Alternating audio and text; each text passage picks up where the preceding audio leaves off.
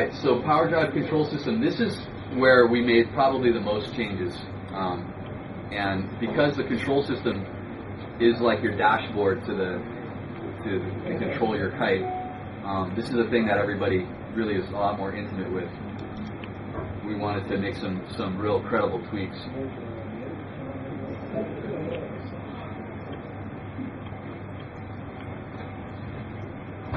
For starters, the big story about 2010 power drive control system, if you're familiar with our last year's IDS system, where we had an external line, it was a little cumbersome, it was perhaps in the way. We've internalized that line. We now have a what we call a multi-bore tube. So that covered PU tube actually has two chambers. One of them is for the main depower line that carries all the load on the kite. I don't know if you can see that. This one carries the main line, and this one carries the landing line.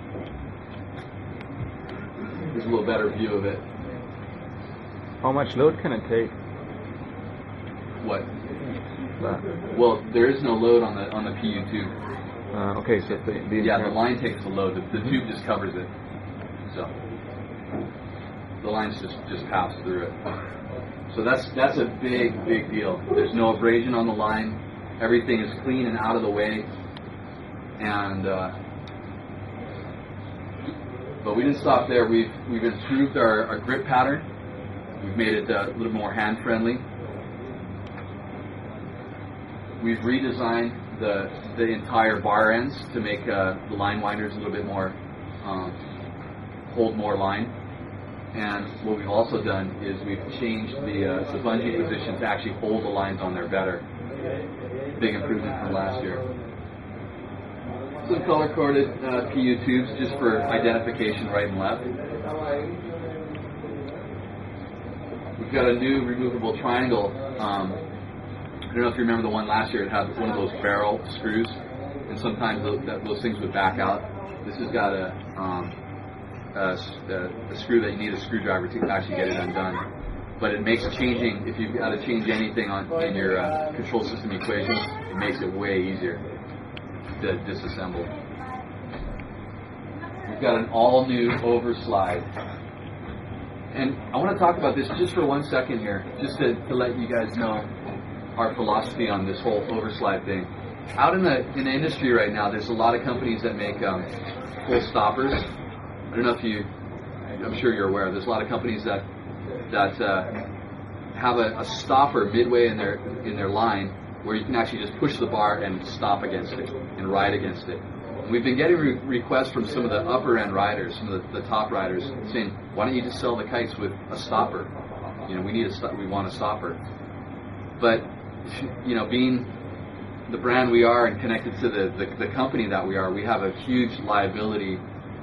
Let's say we're adverse to liability. And if you have a stopper in that equation where your bar can't travel far enough to get total depower, then you're just asking for trouble.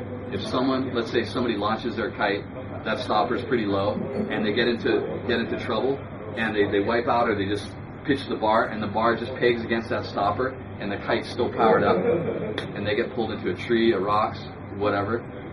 That's a huge liability on our hands, because basically we would have deactivated our safety system. So our company stance is that we can't have a full stopper. That's just how it is. So our answer to that is we have what we call an overslide, meaning that it's got a tension clip. It's got a tension clip where you can actually adjust the amount of tension you want, but it stops short of stopping it completely, right? Which means that you can, with your bar, push the thing out of the way.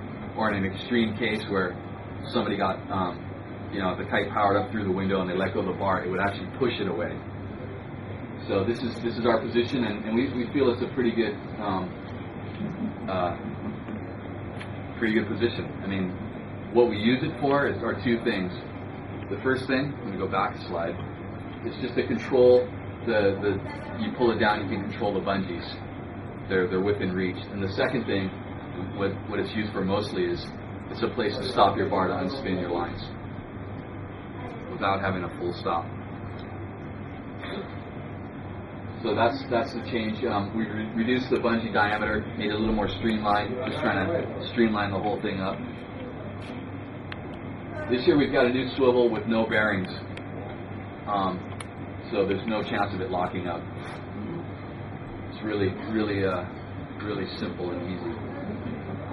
We've modified the QR1 to accept the multi-bore tubing, to accept the new landing line, and we made the bottom, this part right here, a little bit more ergonomic on the hand, but it's got a benefit as well. A lot of times, let's say somebody was water starting and their board caught on this, it had the chance of opening it. Now it deflects it a little bit easier. Maybe just a little closer view of what it looks like. We modified the teacup. We've added, if you look on the left side of that stainless part, we've got a larger ring to clip your leash into. We now have a rotating pin. Somebody can ride hooked or unhooked in the same session. They can spin the thing out of the way for unhooked, spin it back in for hooked in riding.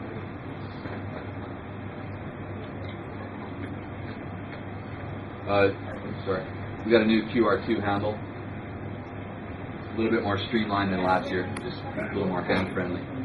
So lots of improvements on the control system, but the big story for us is the internalized landing line. I think we're probably the first in the industry to do something like this.